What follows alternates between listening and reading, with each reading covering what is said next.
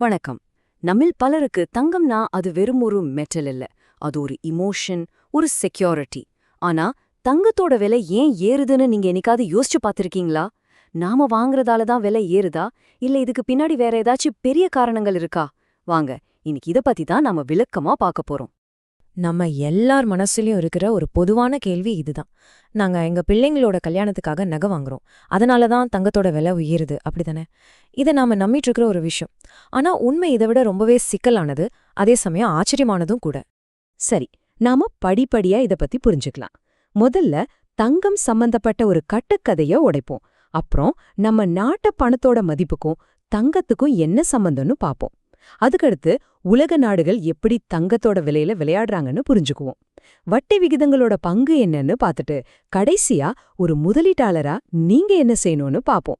சரி வாங்க, நாம லிஸ்ட்ல வச்சிருந்த முதல் விஷயத்துல இருந்தே ஆரம்பிக்கலாம். அது என்னன்னா, நாம வாங்குற நகைகளால தான் உலக அளவுல தங்கத்தோட விலை ஏறுதுன்னு நாம நினைக்கிறது தான். ஆனா அது உண்மை இல்ல. இப்ப பாருங்க, நாம வாங்குற தங்கம்ங்கிறது உலக சந்தையில ஒரு பெரிய கடல்ல ஒரு சொட்டு தண்ணி மாதிரி தான். உண்மையில தங்கத்தோட விலைய தீர்மானிக்கிறது நாம இல்ல, பெரிய பெரிய நாடுகளோட சென்ட்ரல் பேங்க்கும் அரசாங்கங்களும் தான். அவங்க வாங்குற அளவு ரொம்ப ரொம்ப அதிகம். அதனால உண்மையான விலை உயர்வுக்கு காரணம் அவங்க தான், நாம இல்ல. சரி, நாம வாங்குறது காரணம் இல்லைன்னா அப்போ உண்மையான முதல் காரணம் என்ன? அதுதான் நம்ம பணத்தோட மதிப்பு, அதாவது கரன்சி வேல்யூ. ஒரு நாட்டோட பண மதிப்பு அந்த நாட்டுல தங்கத்தோட விலைய நேரடியா பாதிக்கும். அது எப்படின்னு பார்க்கலாம் வாங்க. இத சிம்பிளா புரிஞ்சுக்க கரன்சி டிப்ரிசியேஷன்னா என்னன்னு பாப்போம். இப்போ நம்ம ரூபாயோட மதிப்பு டாலருக்கு எதிரா குறையுதுன்னு வச்சுக்கோங்க. அப்போ அதே ஒரு கிராம் தங்கத்தை வாங்க நேத்து கொடுத்ததை விட இன்னைக்கு நாம அதிக ரூபாய் கொடுக்க வேண்டியிருக்கும். இதுதான் பேசிக். இந்த தொடர் விளைவ பாருங்க. ஒரு அரசாங்கத்தோட கடன் அதிகமாகும் போது நம்ம நாடு வாங்குறது அதிகமாவும் விக்கிறது குறைவாவும் இருக்கும்போது நம்ம பணத்தோட மதிப்பு பலவீனமாகிடும். அதோட நேரடி விளைவு நம்ம ஊர்ல தங்கத்தோட விலை ஏறுற மாதிரி நமக்கு தெரியும். இங்க ஒரு சூப்பரான உதாரணம் இருக்கு. 2011 இருந்து 2015 வரைக்கும் உலக மார்க்கெட்ல தங்கத்தோட விலை உண்மையிலேயே 40% குறைஞ்சுது. ஆனா நமக்கு விலை குறைஞ்ச மாதிரி ஒரு ஃபீலே இல்லையே. ஏன்? ஏன்னா அதே நேரத்துல நம்ம ரூபாயோட மதிப்பும் குறைஞ்சிருச்சு.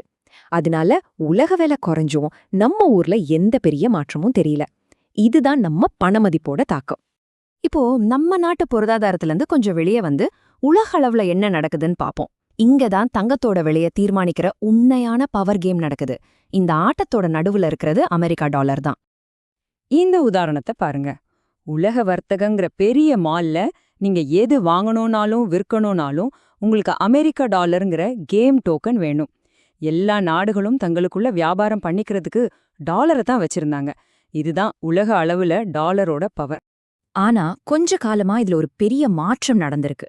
2022ல உக்ரைன் போர் காரணமா அமெரிக்கா என்ன பண்ணுச்சு? ரஷ்யாவோட டாலர் சொத்துக்களை முடுக்கிடுச்சு. இதை பார்த்த மத்த நாடுகளுக்கெல்லாம் ஒரு ஷாக். இன்னைக்கு ரஷ்யாவுக்கு நடந்தா நாளைக்கு நமக்கும் இதே நிலைமை வரலான்னு ஒரு பயம் வந்துருச்சு. இது டாலர் மேல இருந்த நம்பிக்கையை உடைச்சிடுச்சு. அந்த நம்பிக்கை போனதோட விளைவுதான் இந்த சார்ட். பாருங்க, சைனா மாதிரி நாடுகள்லாம் இனிமே டாலரை நம்ப முடியாதுன்னு சொல்லி நிஜமான பிசிக்கல் கோல்ட வாங்கி குவிக்க ஆரம்பிச்சிட்டாங்க. பெரிய பெரிய அரசாங்கங்களே இவ்ளோ தங்கத்தை வாங்கும்போது அதோட உலக விலை ராக்கெட் மாதிரி ஏறுறதுல ஆச்சரியம் இல்ல. இப்ப நாம மூணாவது முக்கியமான காரணிக்கு வரோம், வட்டி விகிதங்கள். வழக்கமா தங்கத்தோட விலைக்கும் அமெரிக்காவோட வட்டி விகிதத்துக்கும் ஒரு தலைகீழ் தொடர்பு உண்டு. ஆனா இப்போ அந்த ரூல்ஸும் மாறிட்டு வருது.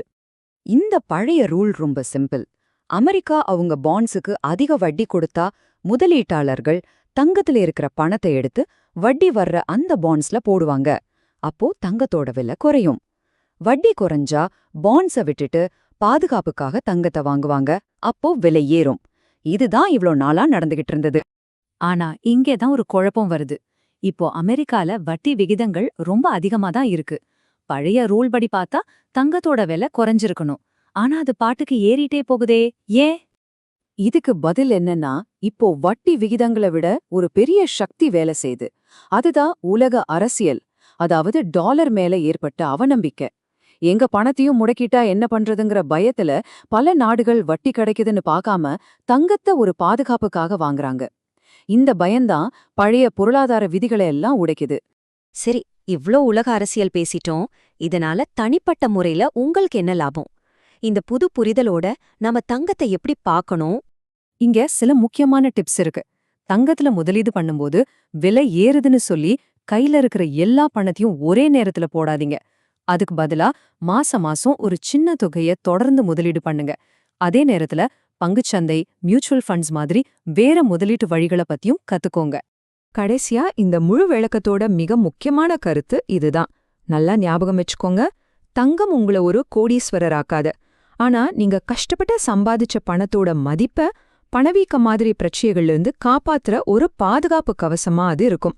மத்த முதலீடுகள் உங்க பணத்தை வளர்க்கும், தங்கம் அந்த பணத்தை பாதுகாக்கும். இந்த வித்தியாசத்தை புரிஞ்சுக்கிட்டு தங்கத்தை அணுகிறது தான் புத்திசாலித்தனம்.